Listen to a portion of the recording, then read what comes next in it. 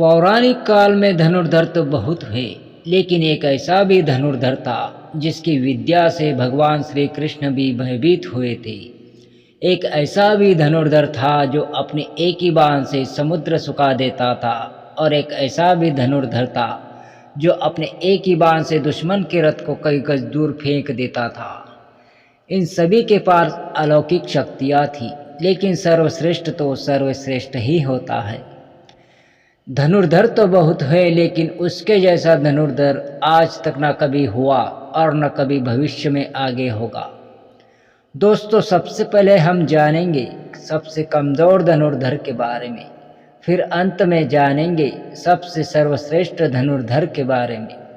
वैसे तो सर्वश्रेष्ठ का चुनाव करने का अधिकार हमें तो नहीं है, हम तो बस उनकी शक्ति के अनुसार बताएंगे इस वीडियो के माध्यम से।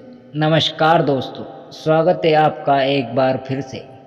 दोस्तों, आपने अभी तक हमारे चैनल को सब्सक्राइब नहीं किया है तो कृपया चैनल को सब्सक्राइब कर ले, और हाँ, वीडियो को एक लाइक अभी कर दे, क्योंकि आप बाद में लाइक करना भूल जाते हैं। नंबर 1 पर है अर्जुन।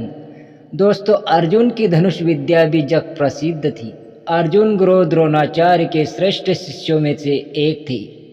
द्रोण ने अर्जुन को धनुष विद्या सिखाते समय एक वचन दिया था कि तुमसे श्रेष्ठ इस संसार में कोई दूसरा धनुर्धर नहीं होगा।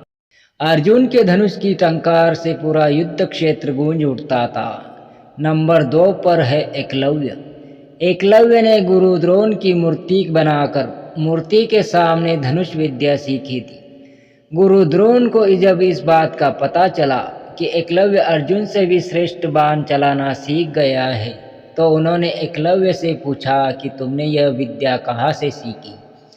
तब एकलव्य ने कहा, गुरुवर, मैंने आपको ही गुरु मानकर आपकी मूर्ति के सामने यह विद्या सीखी है। इस बात पर द्रोणाचार्य ने कहा कि तब तो हम गुरु दक्षिणा के हकदार हुए। तब एकलव्य ने कहा, मांगिए गुरुदेव, क्या मांगना चाहते हैं। द्रोण ने कहा कि तुम जिस हाथ से प्रत्यंचा चढ़ाते हो, मुझे उस हाथ का अंगूठा चाहिए। अर्जुन को दिए वचन की रक्षा के लिए गुरु द्रोणाचार्य ने एकलव्य से उसका अंगूठा मांग लिया था। नंबर 3 पर है कर्ण। वैसे तो महाभारत काल में बहुत से योद्धा हुए थे, लेकिन कहते हैं कि युद्ध में कर्ण जैसा कोई धनुर्धर नहीं था। कर्ण अगर कवच और कुंडल ना उतारते तो कर्ण को मारना मुश्किल ही नहीं, नामुमकिन था। कर्ण के तीर की इतनी ताकत थी कि जब वे तीर चलाते थे और उनका तीर अर्जुन के रथ पर लगता था तो रथ पीछे कुछ दूरी तक खिसक जाता था। तब कृष्ण अर्जुन से कहते थे, हे पार्थ, जिस रथ पर मैं और हनुमान विराजमान हो, उस रथ का इस तरह पीछे धकेले जाने से पता चलता है कि कर्ण की धनुर्विद्या में बहुत बल है। नंबर 4 पर है बर्बरिक। दोस्तों, बर्बरिक महाभारत काल का सर्वश्रेष्ठ धनुर्धर था।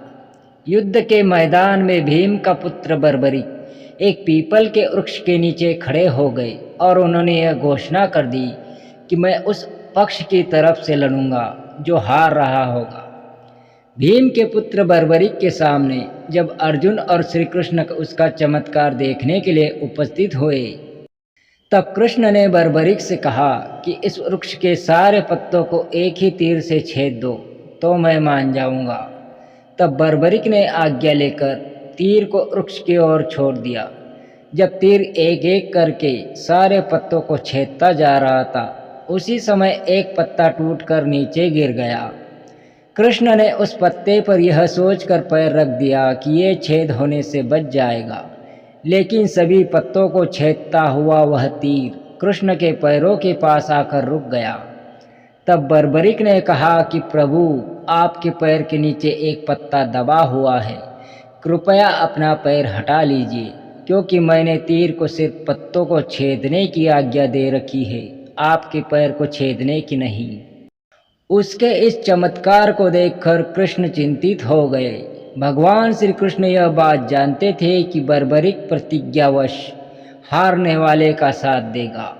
यदि कौरव हारते हुए नजर आए तो फिर पांडवों के लिए संकट खड़ा हो जाएगा, और यदि पांडव हारते नजर आए तो फिर वह पांडवों का साथ देगा।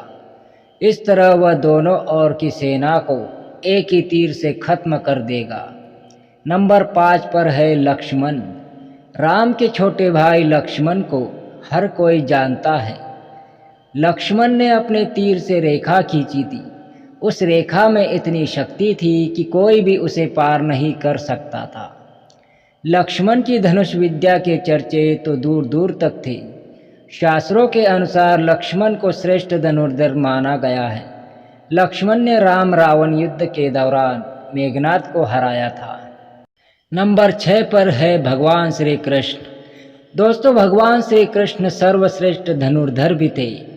यह बात तब पता चली जब उन्होंने लक्ष्मणा को प्राप्त करने के लिए स्वयंवर की धनुष प्रतियोगिता में भाग लिया था। इस प्रतियोगिता में कर्ण, अर्जुन और अन्य कई सर्वश्रेष्ठ धनुर्धरों ने भी भाग लिया था।